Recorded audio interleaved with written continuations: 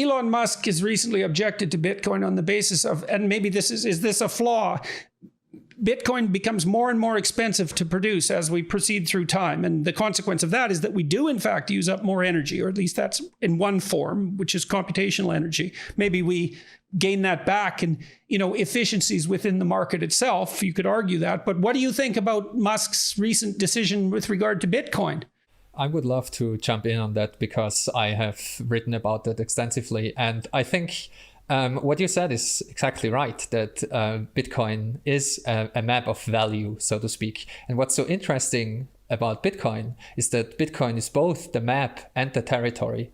And as I've said before, in the informational realm, we cannot link, usually, like we cannot link the map to the territory.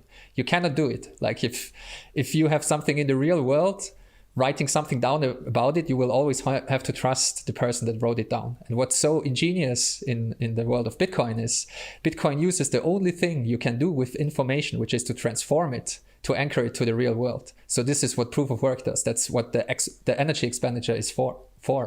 And the energy is used for various things. So it's used to secure the system. It's used to distribute new coins. It's used to make sure that the history becomes incorruptible. So it also secures the past. So it does a couple of things. It also makes sure, like, it even decentralizes time itself, which sounds kind of weird, but it's very hard to keep a decentralized system synchronous because of relativity and other effects. So you would have, if you wouldn't have something like physical proof of work, you would need to trust a central authority in terms of time, because the order of things, like the order of transactions, needs an absolute order of time. And all these things combined are solved by the proof of work system that Satoshi Nakamoto introduced. And so the energy expenditure, the basic question becomes, once you realize that, the basic question becomes, is it worth it? And society in general, that's the question. Society in general asks this question about all kinds of things, like, are cars worth it? Are smartphones worth it? Is the internet worth it? All these things, they take up a lot of energy. And Bitcoiners argue that Bitcoin is definitely worth it. Musk is determining by fiat that it isn't. Well, instead of letting the market decide. It's very hard to decipher what Musk meant with his recent comments, because Tesla is still holding a lot of Bitcoin on their balance sheet. I think it's about $2 billion worth in Bitcoin, and they don't intend to sell any. And so, it's a political game to. What should happen is that whatever energy is expended in the production of Bitcoin and the maintenance of the system should be more than recouped by the increased efficiency of every system that used Bitcoin as a transactional device. And so the net energy, there'll be a net energy gain, not a net energy loss, if you calculated it across the entire system. And so it's a mistake just to look at the cost of generating Bitcoin in the absence of considering the efficiencies that Bitcoin would produce. And the same is true for gold as well. It takes a lot of energy to extract gold from the ground. And historically, society in general answered this question in the affirmative. Yes, it's way worth it. Like it's worth to dig this up. And right, but there were limits, right? Because once the ore becomes insufficiently rich, at some point you stop refining it. So there's a limit. But according to your logic, at least, the limit on the energy expenditure that Bitcoin produces should be produced by the market response to Bitcoin, not by some fiat judgment about whether or not it's like ecologically sustainable, because that's just a guess. And the best indicator that we have for ecological stability is going to be cumulative free market decisions, even though those aren't necessarily very good. They're better than anything else we could possibly generate rationally.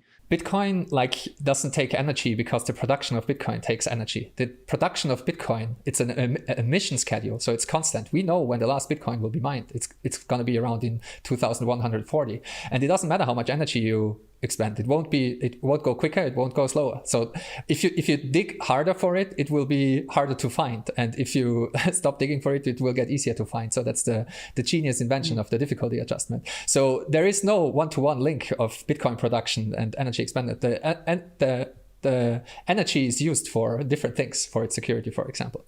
The general tenet here is there is no value in money without sacrifice. There has to be an energy expenditure to secure the supply of money or the network of money. That's what ensures against its corruption, basically. And if we zoom Otherwise, out it even wouldn't cost anything.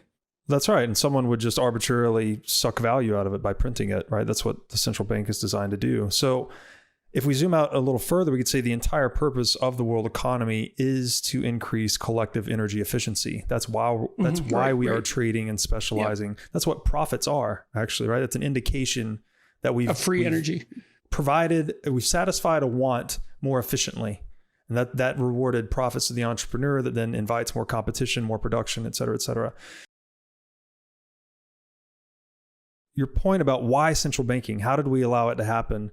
I boil it down to this, is that even the entrepreneur, he's pursuing something for nothing. He's trying to find a way to satisfy wants more cheaply, more efficiently, to enrich himself and to enrich others.